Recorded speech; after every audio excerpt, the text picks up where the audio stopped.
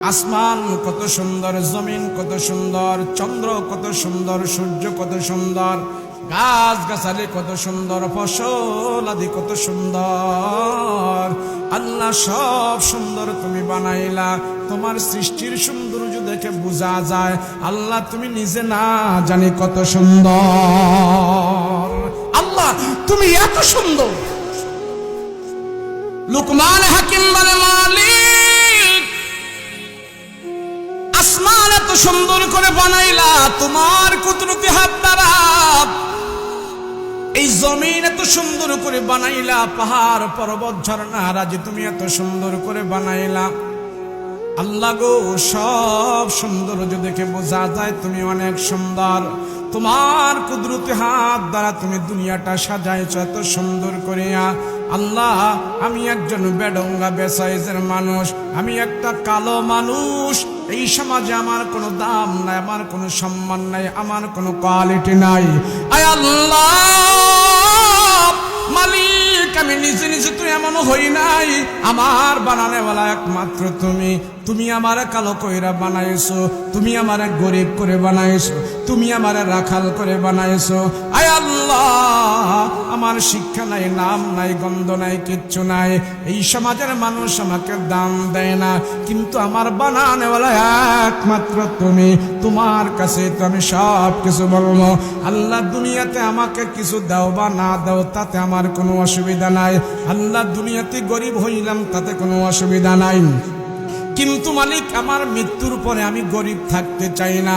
আমি লোকমান হাকিম মৃত্যুর পরে আমি গরিব থাকতে চাই না। আমার ইন্তেকালের পর আল্লাহ তুমি আমাকে ধনী বানায়া দিবা। দুনিয়াতে বানাওয়ার না বানাও তাতে কোনো অসুবিধা নাই, কিন্তু মৃত্যুর পরে তুমি আমাকে জান্নাত দিবা। আমি কালো হয়েছি কোনো অসুবিধা নাই, তুমি আমার জান্নাতের মালিক বানায়া দিবা। লোকমান হাকিম এবার চিন্তা করে, মালিক এই সমাজের কোন মানুষ আমার দাম দেয় না। আল্লাহ কারো কাছে আমার দামি হওয়ার দরকার নাই। আল্লাহ মৃত্যুর উপরে আমি দামি হতে চাই, আমি জান্নাতের মেহমান হতে চাই। লোকমান হাকিম আল্লাহকে ডাক দিয়া কয়, আল্লাহ তামাম পৃথিবীর মানুষের জন্য তুমি এক একটা করে জান্নাত বানাইছো। আমরা এখানে যারা আছে সবার জন্য আল্লাহ এক একটা করে জান্নাত বানাইছে।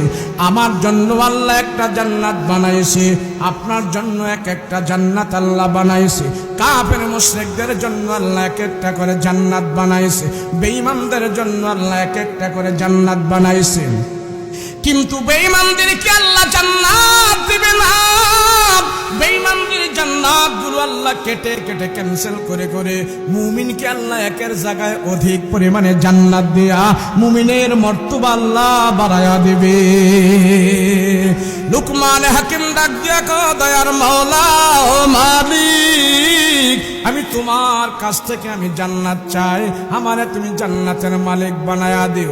আমি যদি জান্নাতে যাই আমি আর গরিব থাকবো না, আমি যদি জান্নাতে যাই আমি আর কালো থাকবো না, আমি যদি জান্নাতে যাই আমি আর বেসম্মান থাকবো না, আমি যদি জান্নাতে যাই বেডঙ্গা থাকবো না।